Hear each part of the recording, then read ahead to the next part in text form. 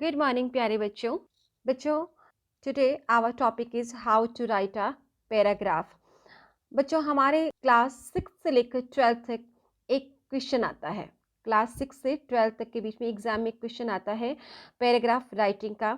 Short paragraph हमें लिखना होता है जो कि 5 से लेकर 7 मार्क्स तक के बीच का क्वेश्चन होता है। Very scoring question this is. Paragraph को लिखते समय किन बातों को ध्यान में रखना चाहिए, ये आज मैं आपको बताने जा रही हूँ। ठीक है, सुनिएगा ध्यान से। Please take your notebooks in your hands and write down these notes. Paragraph, a series of sentences that is organized and coherent. Paragraph होता क्या है? सेंटेंसेस की एक सीरीज होती है, यानी कि सेंटेंसेस के बाद एक सेंटेंसेस के बाद सेंटेंसेस होते हैं, यानी श्रृंखला बन जाती है जो कि वेल ऑर्गेनाइज्ड होती है, व्यवस्थित रूप से, और कोहिरेंट मतलब एक दूसरे से वो सेंटेंसेस क्या हैं, जुड़े हुए होते हैं। It is related to a single topic. और जो पैराग्राफ होता है उसमें एक ही टॉपिक पर बात की जाती है, यानी कि एक सब्जेक्ट है, उसी पर ही हमें फर्स्ट लाइन से लेकर एंड लाइन तक वही सेम टॉपिक की बात करनी होती है। It is written in small and short sentences. बच्चों, ये छोटे छोटे जो सेंटेंसेस में लिखा जाता है, स्मॉल और शॉर्ट सेंटेंसेस में, पैराग्राफ जो शॉर्ट पैराग्राफ होता है उसमें हम पैराग्राफ चेंज भी नहीं करते हैं, बस एक पैराग्राफ में हमें अपनी बात कहनी होती है। वो जो पैराग्राफ बहुत तरह तरह के होते हैं, जैसे कि अफेक्चुअल, डिस्क्रिप्टिव, नरेटिव, करंट इश्यूज से रिलेटेड, जैसे कि चाइल्ड लेबर पर लिखिए आप, women empowerment, water is life, on global warming, benefits of yoga, importance of truth, school library, scene at the railway station, favourite teacher. तो आपको ऐसे टॉपिक्स आपको स्कूल में या आपके एग्जाम्स में मिलते हैं जिस पर आपको एक पैराग्राफ लिखना होता है, और ये बहुत ही इजी है। इनको लिखते समय हमें क्या बातें ध्यान में रखनी है ये हम देखते हैं। पॉइंट्स टू बी नोटेड, क्या पॉइंट्स हम ध्यान में रखने हैं। It must deal with one topic और आइडिया, ये हम पहले भी बात कर चुके हैं कि यूनिटी का मतलब एक रास्ता, एक जैसा सब होना चाहिए, कि एक ही टॉपिक या एक ही आइडिया पर हमें पैराग्राफ लिखना है।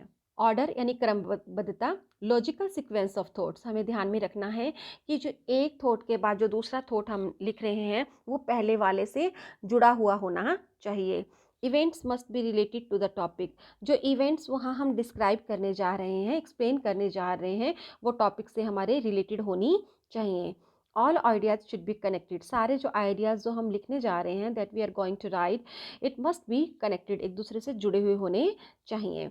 अ गुड टॉपिकल सेंटेंस, टॉपिकल का मतलब टॉपिक से रिलेटेड सेंटेंस, यानी कि जो हमारा पहला सेंटेंस है वो हमें ये इंडिकेट कर दे, वो ये हमें इन्फॉर्म कर दे कि हम किसके बारे में लिख रहे हैं। मीन्स इट इज़ अ की सेंटेंस। ये जो है टॉपिकल सेंटेंस, ये की सेंटेंस होता है पैराग्राफ का। That creates interest of the reader, जो कि रीडर में इंटरेस्ट क्रिएट करता है, कि पहला सेंटेंस पढ़ते ही हमें पता लगने लग जाता है कि बाद में ये जो राइटर है वो क्या कहना चाह रहा है।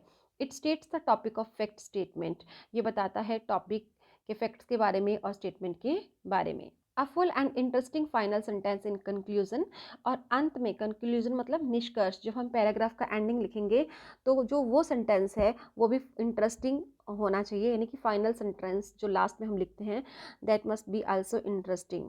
The last statement should bring the whole paragraph to a conclusion, क्योंकि जो लास्ट स्टेटमेंट होता है वो ऐसा होना चाहिए जो पूरे पैराग्राफ को एक कंक्लूजन पर ला दे।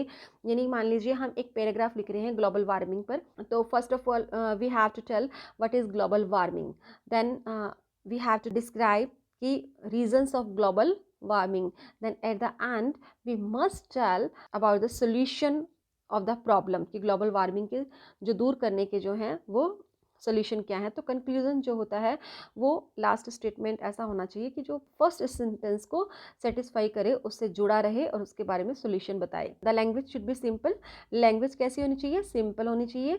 स्टाइल डायरेक्ट, यानी कि सीधा सीधा लिखना है हमें, और वर्ड्स लिमिटेड होने चाहिए, कम शब्दों में हमें ये लिखना होता है। तो ये मैंने बताया कि हमें किन बातों का ध्यान में रखना है पैराग्राफ को लिखते समय।